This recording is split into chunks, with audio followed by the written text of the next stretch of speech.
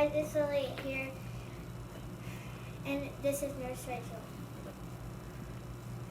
And tomorrow is World Diabetes Day, and I'm so glad that Lily has agreed to come up here and talk with me. First off, we want to say thank you for wearing your blue today. You all look amazing, and I'm so thankful that y'all joined in celebrating with us. So, what I wanted to talk to you all a little bit about today is diabetes. So I know that's a huge word, not a word you hear a whole lot, but there are actually two different types. So before we get into the two different types, I want to first talk about there's a part of your body. It's called the pancreas. And so what happens is your pancreas helps you with a lot of digestion. And it also makes something called insulin. And we need that so that our body can stay healthy and it keeps our blood sugar low. So I first want to kind of talk for a minute about, it's called type 2 diabetes.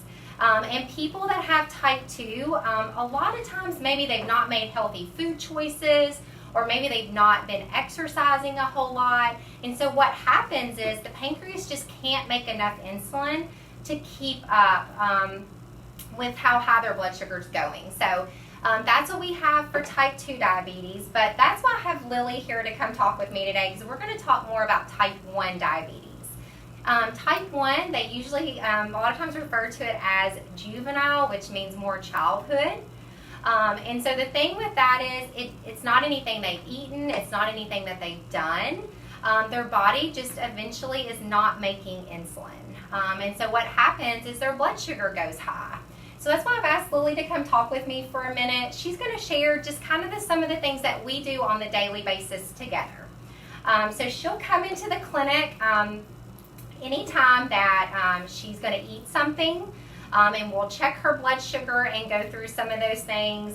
Lily, do you want to talk a little bit about that for a minute? So there are two ways you can check your blood glucose.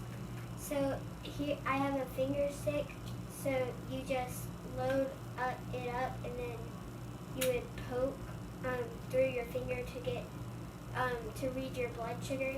And I have another way that I can read my glucose. I have a Dexcom that reads my glucose. So right now I'm 201. That is just a fast way to be able to read your glucose.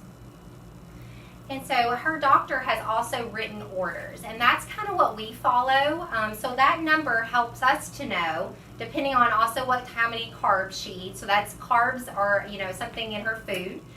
So she does have to calculate that. So between what her blood sugar is and those carbs, that helps us know how much insulin to give her. And that brings me to my next thing. There's a couple of different ways for us to put insulin into your body. So the first way is we can actually, draw it up, and it's kind of like a shot, but it doesn't hurt. And a lot of times you can have a couple of different places to put it in, so we can do it that way. But Lily actually has a different way. Do you want to show them that, Lily? So I use a pump, an insulin pump. It just connects to my body in a site, and it's basically like a little straw that it has inside my body, and it also reads my glucose connected to my Dexcom. So, and I can give a bolus anytime I want. Just put in the carbs right here, and then I can give a bolus.